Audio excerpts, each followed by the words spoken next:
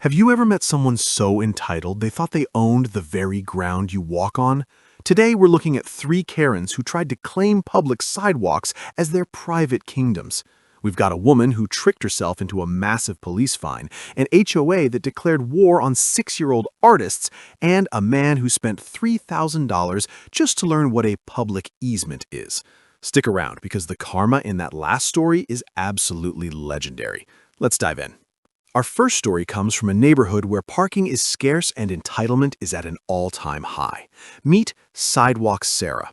Sarah had this bizarre delusion that the sidewalk and the street curb in front of her house were her private territory.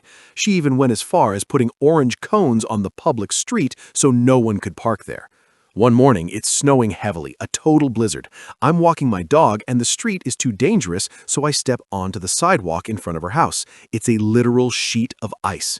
Suddenly, Sarah throws open her front door and screams, "Hey, that's private property! Walk in the street!" I told her, "Sarah, it's a public easement. I'm not walking in the middle of a blizzard." She literally threatened to call the cops for trespassing. I told her, "Please do." 10 minutes later, a patrol car actually pulls up. Sarah runs out, pointing at me like I'm a criminal. "Officer, he's trespassing on my private sidewalk." The officer looks at her, then at the sidewalk, which is covered in 4 inches of unshoveled ice. He asks her, "So, are you officially claiming this sidewalk is your private property?" Sarah, thinking she won, shouts, "Yes, every inch of it." The officer smirks and pulls out a ticket book. "Well, ma'am, city ordinance states that private property owners must clear their sidewalks of ice within 4 hours. Since you just claimed this is private property and it's a hazard, here is your $250 fine." She was speechless. She had to spend the next 2 hours shoveling in the freezing cold while I walked past her again. Talk about instant karma. If you think that fine was expensive, wait until you see what happens when a whole neighborhood of parents decides to fight back against a chalk-hating Karen. In my complex, we have a Karen committee, 3 retirees who spend their days looking for things to complain about. Last week, they found their new target, my 6-year-old daughter drawing flowers on the sidewalk. One of the Karens, Linda, actually came out with a bucket of water and started scrubbing the chalk while the kids were still drawing.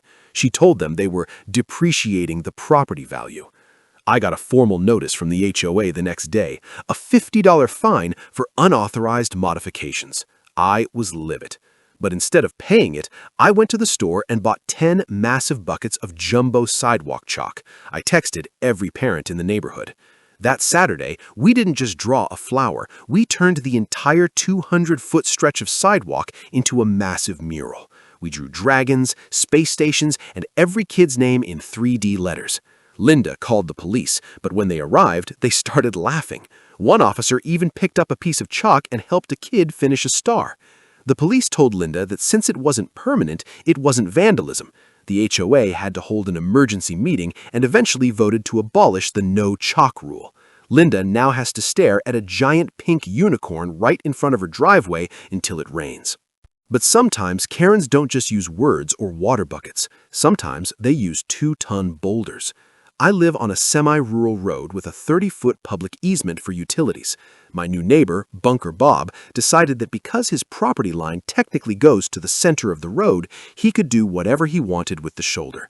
Bob hates people walking near his fence, so he hired a crane company to drop 6 massive 2-ton boulders right on the public sidewalk and easement. It blocked everything: strollers, bikers, and even the mail truck. When I asked him to move them, he told me to get off my land before I get my dog. I didn't argue. I called county code enforcement. 2 days later, a county official shows up. Bob starts screaming about private property rights. The official pulls out a survey map and says, "Mr. Bob, this is a public easement. You have 24 hours to move these or we will." Bob laughed and said, "Good luck moving 12 tons of rock." The next morning, the county showed up with a heavy-duty loader. They didn't just move the rocks, they hauled them away to a storage lot. Then they handed Bob a bill for $1,200 for emergency removal and another $500 in fines. To get his boulders back, Bob had to pay storage fees of $100 a day. He ended up losing almost $3,000 just because he didn't want people walking 10 feet away from his fence. Play stupid games, win stupid prizes. It's amazing how much money and time people will waste just to be right about something they're completely wrong about. Which of these three Karens do you think was the most delusional? Was it the Snow Queen, the Chalk Crusader, or Boulder Bob? Let me know in the comments below. I read every single one. If you want more stories like this, hit that subscribe button and turn on notifications so you never miss a drop. Thanks for watching, and I'll see you in the next one.